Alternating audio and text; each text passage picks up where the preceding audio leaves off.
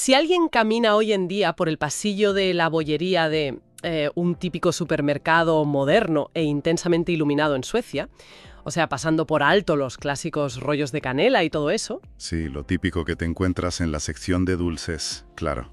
Exacto, pues si uno se fija bien, va a encontrarse con un pastelito tradicional cuyo nombre, bueno, desafía absolutamente cualquier lógica geográfica, porque se llama, literalmente, catalán, y encima escrito con una K enorme. Y claro, encontrar una referencia tan sumamente directa al sur de Europa, ahí, en plena repostería tradicional escandinava, pues resulta totalmente descolocante, la verdad. Es que es como si de repente nos se sirvieran pan con tomate en el menú de la Estación Espacial Internacional, ¿sabes? Un choque de contextos brutal. Y ese choque es precisamente la misión de nuestro análisis a fondo de hoy. En los estantes de Estocolmo, contamos con una pila de fuentes que es bastante inusual para un análisis de este tipo. Sí, he visto la documentación y es una mezcla interesantísima. O sea, estamos cruzando apuntes de historia naval, tratados comerciales del Báltico de los siglos XV y XVI. Y luego, bueno, como pieza central de todo este rompecabezas, tenemos un artículo clave de la investigadora Teresa Castaña. De la investigadora del Institut Nova Historia, exacto. Eso es.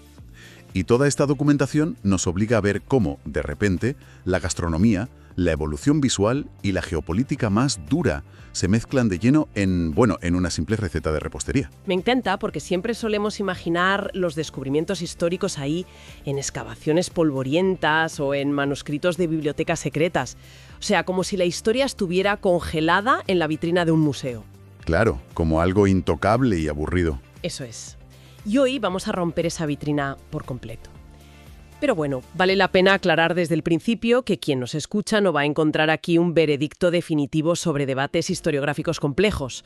No. No es el objetivo de esta inmersión, desde luego. Claro, nuestra misión es sumergirnos en esta narrativa tan fascinante que plantean los documentos, porque, según el análisis de Castaña, este pastelito no es fruto de un capricho fonético o un error de traducción.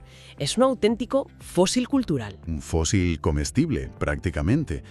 Y bueno, para empezar a tirar de este hilo, tenemos que hacer un viaje. Tenemos que abandonar los inviernos del norte de Europa y viajar drásticamente hacia el sur. Directos al corazón del Mediterráneo, ¿no? Exacto, concretamente a la ciudad de Nápoles. Y nos situamos a principios del siglo XVII, en el año 1602, porque ese lugar y ese año marcan el nacimiento de la figura política que va a servir de puente en toda esta locura. Ostras, vale, 1602 en Nápoles. ¿De quién estamos hablando exactamente? Pues estamos hablando del cardenal Giulio Mazarino, o Mazarín, si usamos su versión afrancesada, que es como más se le conoce. Pero claro, para entender su papel hay que revisar un poco el mapa geopolítico de la época. Porque la Italia de entonces no tiene nada que ver con lo que conocemos hoy. Nada que ver.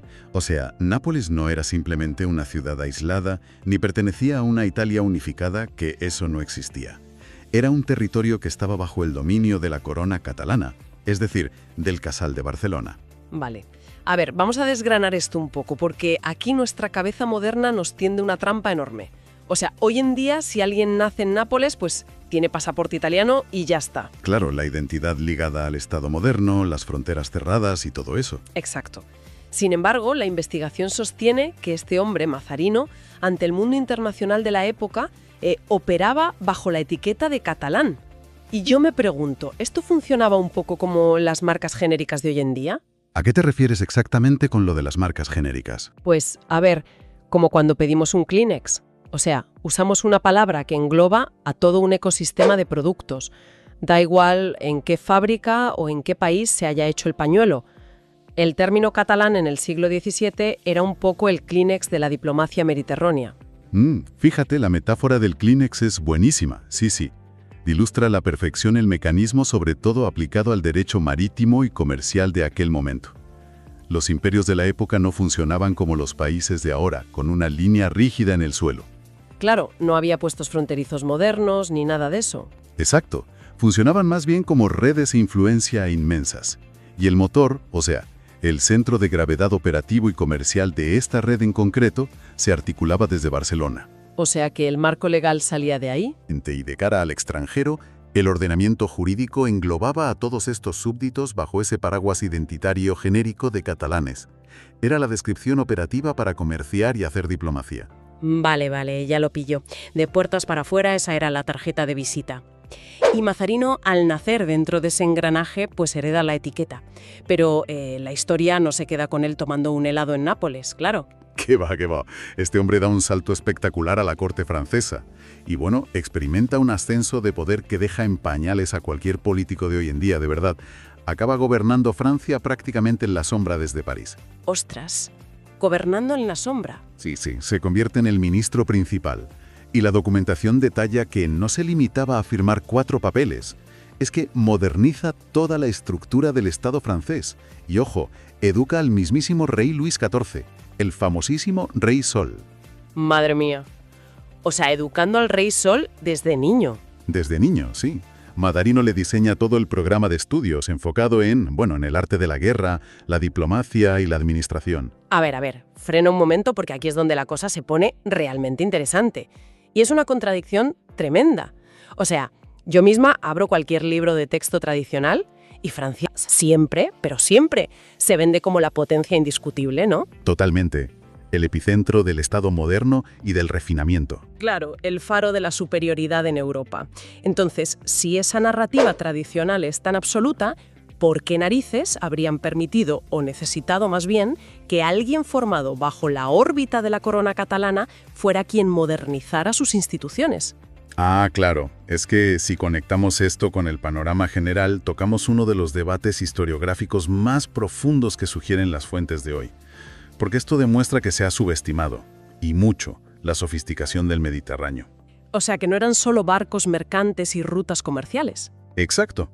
A menudo se reduce el poder del Casal de Barcelona a llevar telas y especias de un puerto a otro, pero lo que exportaban también era un enorme talento administrativo, una tecnología de gobernanza, podríamos decir. ¡Qué bueno! Software de gobernanza. Eso es, Mazarino era el portador de ese sistema operativo avanzado, porque mantener unidos territorios tan dispersos por el Mediterráneo requería un marco legal y diplomático súper avanzado, mucho más que las estructuras feudales que aún había en otras zonas de Europa. Vale, me cuadra muchísimo. Ya entendemos el poder descomunal que tiene este hombre en París. Es el jefe en la sombra. Pero, claro, ahora tenemos que conectar esos salones parisinos lujosos con el frío de Estocolmo. Y aquí es donde entra en juego una herramienta fundamental de la época, y bueno, de la nuestra también. El poder blando, el famoso soft power. ¿La diplomacia de marcar tendencia? Exacto. La corte francesa en ese momento funcionaba como la gran antena emisora de la cultura en Europa. Ellos decidían lo que era culto, lo que era elegante, y esto lo hacían a través de embajadores y curiosamente de la gastronomía y los recetarios. Claro, y me imagino que allá, en el norte, la realeza sueca estaría tomando apuntes como loca, ¿no? Pues sí, las fuentes dicen que tenían una fijación casi enfermiza por asimilar esa cultura francesa. Querían copiar su moda, sus edificios y, cómo no, su repostería. O sea, que querían ser los más parisinos de Escandinavia. Totalmente. Y buscando ganar el favor de Mazarino, que era el hombre más poderoso, los pasteleres franceses inventan un postre de alta gama para homenajearle. Es un ejercicio de peloteo estratégico de manual. Madre mía, la repostería como lobby de alta política. Como los influencers modernos, pero con azúcar. Literalmente. Y el diseño de este postre es clave, ¿eh? Hay que entender cómo era visualmente. Hacen una base muy crujiente, la rellenan de una pasta de almendras exquisita y, lo más importante, lo coronan con un glaseado de azúcar sólido. ¿Vale? ¿Una capa de azúcar? Pero muy específica. Era una capa blanca, inmaculada y completamente plana, una estructura súper fina. Y claro, a esta creación la bautizan oficialmente como pastel Mazarín. Y claro, al ser lo más top de París, esta receta viaja rapidísimo a Estocolmo y la nobleza sueca se vuelve loca y la reproduce en sus banquetes, me imagino. De inmediato, sí. Pero aquí es donde la historia da un giro espectacular. Porque cuando la receta llega a los hornos locales de Suecia, abandona esa burbuja de élite y la sociedad hace una modificación radical. ¡Ostras! En esa capa blanca que decías. Exactamente ahí. Los pasteleros suecos alteran la receta original francesa. Eliminan por completo ese glaseado de azúcar blando y plano. Y en su lugar le plantan una montaña gigante de confitura de frambuesas. Frutos rojos, un volumen tremendo y rojo. Al volverse roja y alta la parte superior, la sociedad sueca, de forma automática, deja de llamarlo mazarín y lo rebautiza como pastel catalán. ¿Qué me dices? ¿Así, de repente? Así de repente. Y el artículo de Castaña subraya que esto no es un capricho fonético o que pronunciaran mal mazarín. Fue una asociación visual súper directa. Al ver esa base estrecha coronada por un gran volumen rojo... ¡Ostras! Imitaba la forma y el color de una barretina tradicional. Exactamente. Se convirtió en una bandera comestible. Estoy alucinada. A ver, es una imagen buenísima, pero aquí hay un agujero negro que seguro que quien nos escucha también está pensando. Y me vas a perdonar, pero te voy a lanzar el desafío crítico de hoy. Venga, dispara, a ver qué es. Estamos hablando del siglo XVII, en Suecia, soportando inviernos nórdicos brutales a miles de kilómetros de distancia del Mediterráneo. ¿Cómo es humanamente posible que tuvieran tan interiorizada la memoria visual de una barretina como para reconocerla en un pegote de mermelada? Bueno, esto plantea una pregunta importantísima. Y para responderla tenemos que dejar atrás los salones aristocráticos y los palacios, y tenemos que bajar directamente al barro, o mejor dicho, a los muelles. Vale, nos vamos a los puertos. Exacto. Porque los libros y los recetarios no eran la verdadera maquinaria de contacto cultural de la época. El Internet físico de aquel entonces eran los barcos mercantes. Y el imperio del Casal de Barcelona tenía el dominio absoluto del comercio a través de una institución colosal. El Consulado de Mar, ¿verdad? Lo he visto mencionado en las fuentes. Ese mismo. El Consulado de Mar no era solo mandar un barco, era un tribunal, un código jurídico internacional enorme que regulaba el comercio del mundo conocido. Una infraestructura legal gigantesca. Totalmente. Cuando esos barcos llegaban al Báltico, traían contratos, inspectores, burocracia. Y los suecos trataban con ellos constantemente.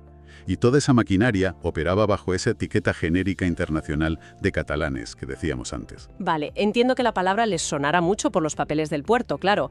Pero un papel legal no te da la imagen visual de una gorra roja. ¿De dónde sale la barretina en plena nevada sueca? Pues sale de la pura necesidad de supervivencia.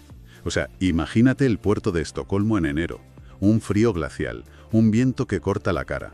Las tripulaciones enteras, cientos de marineros, descargando mercancías. ¡Ostras! Para abrigarse usaban su prenda de abrigo de lana tradicional, la barretina roja. Imagínate el impacto visual.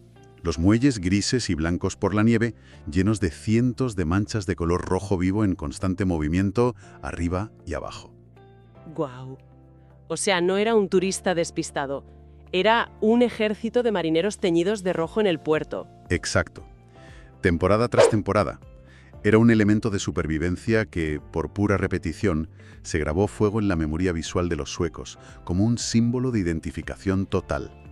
Veían el rojo y sabían quiénes eran y qué etiqueta traían en los papeles. Claro, el arquetipo quedó soldado en su imaginario colectivo. ¡Qué fuerte!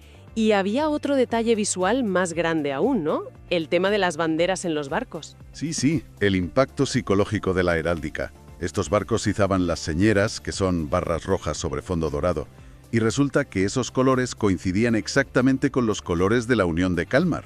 Ah, el tratado histórico que unificó a los reinos nórdicos. Exactamente. Entonces, cuando esa flota enorme llegaba al puerto, no genera una sensación de hostilidad, en plan, nos invaden unos extraños. Al revés, creaba un efecto de reconocimiento visual inconsciente, muy amigable. Ya, claro. O sea, llegaban con los colores de casa prácticamente. Eso es. Así que todas las piezas encajan a la perfección. Tienes el nombre genérico legal impreso en los documentos del puerto. Tienes la aceptación psicológica de las banderas. Y sobre todo, tienes el impacto de esas masas de marineros protegiéndose del frío con gorros rojos. Madre mía. La conexión fue automática en el cerebro de los pasteleros y de la gente en el mercado. Modificaron la receta, le plantaron la mermelada roja y dijeron, oye, pues esto es un catalán. Claro. Y el nombre se quedó fijado para siempre en la sociedad sueca. Es una asociación imborrable. Buf. Entonces, vamos a ver qué significa todo esto, porque estoy fascinada. Hemos partido de la imagen de un simple pastelito de supermercado envuelto en plástico en el siglo XXI. Y fíjate. Un fósil histórico en toda regla. Una barretina comestible. Tal cual.